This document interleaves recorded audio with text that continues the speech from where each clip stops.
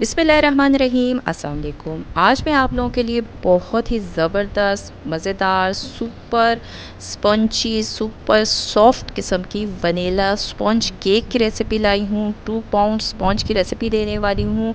Perfect measurement के साथ दूंगी। कैसे आप कप्स और ग्राम्स में घर में बना सकते हैं। विदाउट ओवन हम बनाएंगे। ओवन में कैसे बनता है वो भी आपको बताऊंगी। बहुत सारे टिप्स एंड ट्रिक्स आपको देने वाली हूँ कि कैसे आप ये सुपर सॉफ्ट किस्म का स्पॉन्ज बहुत आसानी से और कम चीज़ों में घर में बना सकते हैं। तो आपने क्या करना है, वीडियो को मुकम्मल देखना है, स्किप नहीं करना। तो चलिए वीडियो स्टार्ट करते हैं। अगर आपको मेरी वीडियोस पसंद आती है तो मेरे चैनल को सब्सक्राइब करें और साथ बेल आइकन के बटन को दबाएं ताकि मेरे आने वाले तमाम वीडियोस आपको सबसे पहले मिले और मिस भी ना हो। और वीडियो पसंद आए तो लाइक एंड शेयर ज़रूर करें। Thank you.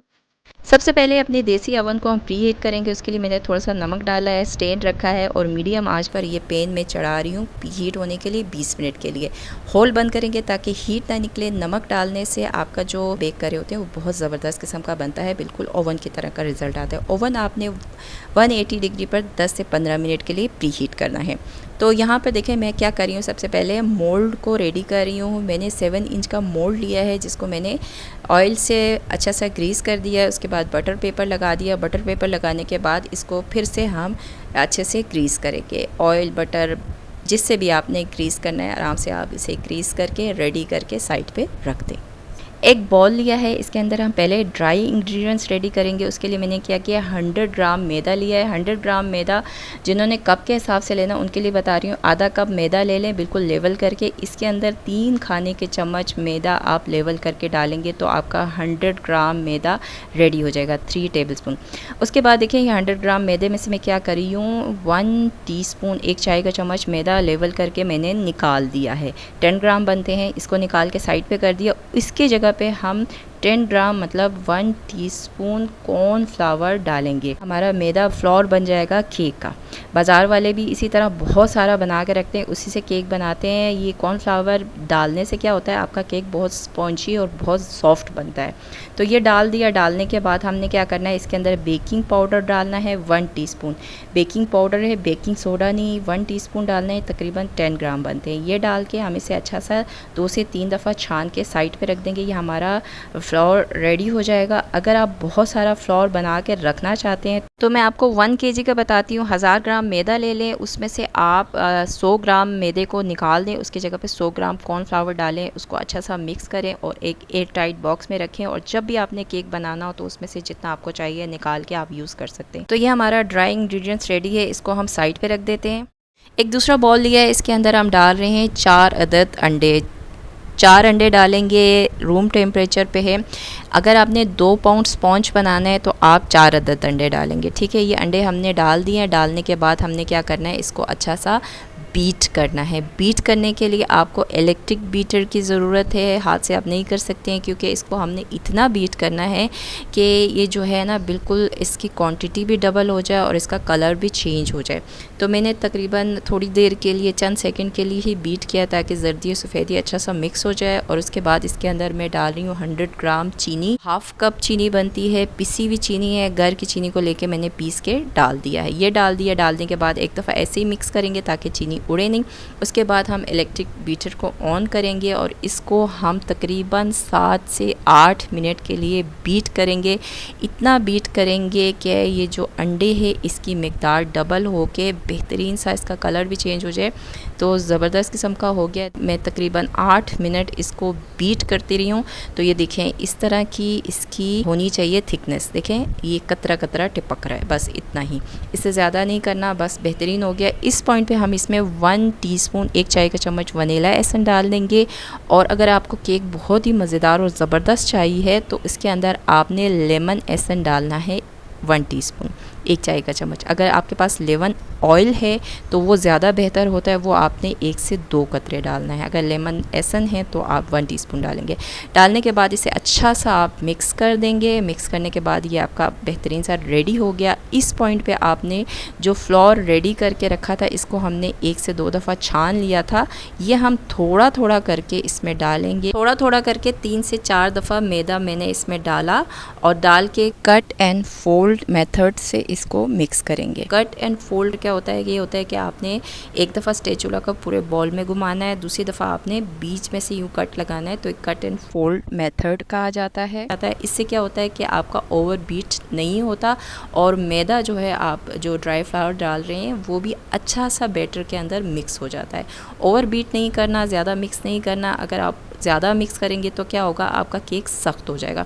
तो इस चीज़ का आपने ख्याल रखना है और फ्लोर आपने थोड़ा थोड़ा करके डालना है और कट एंड फोल्ड मेथड से मिक्स करते जाना। तो आपका ज़बरदस्त किस्म का केक का बैटर रेडी हो जाएगा। ये देखें अब बेहतरीन सा मिक्स हो चुका है और बिल्कुल भी इसमें खुश्क मैदा नहीं है। उसके बाद हम इसको इस मोल्ड के अंदर जो हमने पहले ही रेडी करके रखा था, 7 इंच का मोल्ड है, इसके अंदर हम सारा का सारा बैटर शिफ्ट कर देंगे। उसके बाद हम मोल्ड को 5 से 6 दफ़ा टैप करेंगे ताकि एयर बबल्स हैं तो निकल जाएं। तो अब ये रेडी है, इसको हम डाल देते हैं अपने देसी ओवन में जो 20 मिनट से मीडियम आंच पर प्री हीट हो रहा था। तो इसको हम इसमें रख देते हैं और लो आंच पर ढकना ढक के हम इसको देगची में 40 से 45 मिनट के लिए बेक करेंगे। 30 मिनट बाद आप ज़रूर चेक कर लीजिएगा और जिन लोगों ने ओवन में बनाना है वो 180 डिग्री पर 30 से 35 मिनट के लिए बेक करेंगे। 40 मिनट लो आंच पर हम इसको कुक करते रहें तो ज़बरदस्त किस्म का देखिए हमारा केक अब रेडी है। सेंटर से हम इसको चेक करेंगे टूथपिक इंसर्ट करके। अगर टूथपिक आपका क्लियर आ जाए तो इसका मतलब है आपका स्पॉन्ज रेडी है। तो ये ज़बरदस्त किस्म का रेडी हो चुका है। इसको हम निकाल के एक स्टैंड पे रख देंगे 10 से 15 मिनट के लिए ताकि थोड़ा सा इसका टेम्परेचर डाउन हो जाए। तो 15 मिनट रखने के बाद देखें इसको हम क्या करेंगे, पहले इसके किनारे छुरी से छुड़ा देंगे ताकि साइडों से चिपका हुआ बिल्कुल भी ना हो। उसके बाद हम इसको निकाल देंगे। इसको हम निकाल देंगे स्टैंड के ऊपर और इतनी देर रखेंगे कि ये अच्छा सा ठंडा हो जाए, रूम टेम्परेचर पे आ जाए। तो ज़बरदस्त जनाब आराम से ये निकल गया है और इसका बटर पेपर हटाएंगे और देखें सुभान अल्लाह माशाल्लाह कितना ज़बरदस्त किस्म का कलर आया हुआ है। कहीं से भी देख के नहीं लग रहा है ये ओवन के बग़ैर बना हुआ। और देखें कितना स्पॉन्जी है, कितना सॉफ्ट है। इसको मैं दबा रही हूँ वापस अपनी जगह पे आ रहा। बहुत ही सुपर सॉफ्ट किस्म का हमारा ये केक रेडी है। इसमें कोई ऑयल कोई घी हमने नहीं डाला है, बहुत ही कम इंग्रेडिएंट्स है, बहुत ज़बरदस्त किस्म का रेडी हुआ है। और ये देखें अब ये ठंडा हो चुका है। इसको मैंने इतनी देर रखा है तकरीबन 1 से 1.5 घंटा। तो बेहतरीन किस्म का ये अब ठंडा हो चुका है। आपने भी अच्छा सा इसको ठंडा करना है, बिल्कुल भी इसमें हीट नहीं होना चाहिए। तो देखें कितना सॉफ्ट है। इसको मैं दबा रही हूँ ना, मुझे मज़ा आ रहा है क्योंकि मैं दबाती हूँ फिर वापस अपनी जगह पर आ जाता है। उसके बाद क्या करेंगे, इसको हम क्लीन रैप से अच्छे से इसको रैप करेंगे। अच्छे से आपने कवर करना है। अगर आपके पास इस तरह शीट नहीं है तो कोई अच्छा सा साफ़ सा शॉपर लेके उसमें भी अच्छा से इसको रैप करें। रैप करने के बाद आपने इसको फ्रिज में रखना है कम से कम 1 से 1.5 घंटा। और अगर आपके पास टाइम ज़्यादा है तो 7 से 8 घंटा रखेंगे फ्रिज में। तो इसमें बहुत ज़बरदस्त किस्म का टेस्ट आएगा, इसका टेस्ट डेवलप होगा और आपका स्पॉन्ज जो होगा बहुत ही मज़ेदार होगा। मैंने ओवरनाइट रखा। उसके बाद अब देखिए मैंने ओवरनाइट रखने के बाद इसको निकाल रही हूँ और आपको मैं दिखाती हूँ अभी भी उसी तरह सुपर सॉफ्ट और स्पॉन्जी है। इसके बाद इसको मैं काटूँगी। मैं 3 लेयर्स में केक बनाने वाली हूँ। मैं पाइनएप्पल स्पॉन्ज केक बनाऊँगी। इसकी फ्रॉस्टिंग जो करूँगी वो मैं आपको नेक्स्ट वीडियो में दिखाऊंगी। इस वीडियो में मैं नहीं दिखा सकती क्योंकि बहुत लंबा हो जाएगा।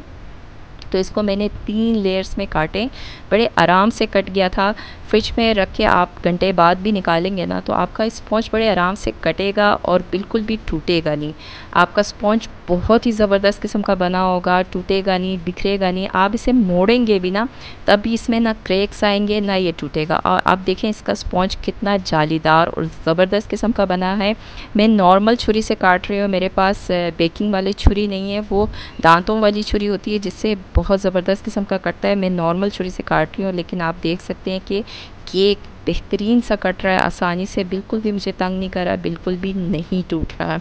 तो आप इसी तरह अगर स्पॉन्ज बनाएंगे और जिस तरह मैंने गाइड किया उस तरह बेहतरीन किस्म के तरीके से आप बनाएंगे तो आपका भी इसी तरह सुपर सॉफ्ट और बेहतरीन किस्म का स्पॉन्ज बनेगा। तो ज़रूर आप ट्राई करेंगे, आपको बहुत मज़ा आएगा। जो टिप एंड ट्रिक्स मैंने दिए उसको गौर से सुने और उस पर अमल करेंगे तो आपका भी बहुत ही बेहतरीन बनेगा। तो ज़रूर ट्राई करें, अपना फीडबैक मुझे ज़रूर दें कि आपको कैसा लगा। तो उम्मीद करती हूँ कि आपको मेरी आज की ज़बरदस्त किस्म की वीडियो पसंद आई होगी। अगर आप लोगों को मेरी वीडियोस पसंद आती है तो इन्हें लाइक किया करें, ज़्यादा से ज़्यादा अपने फ्रेंड्स और फैमिली में शेयर करें। चैनल पर नहीं है तो चैनल को सब्सक्राइब ज़रूर कीजिएगा। तो मिलते हैं नेक्स्ट किसी और वीडियो में। अल्लाह हाफिज़।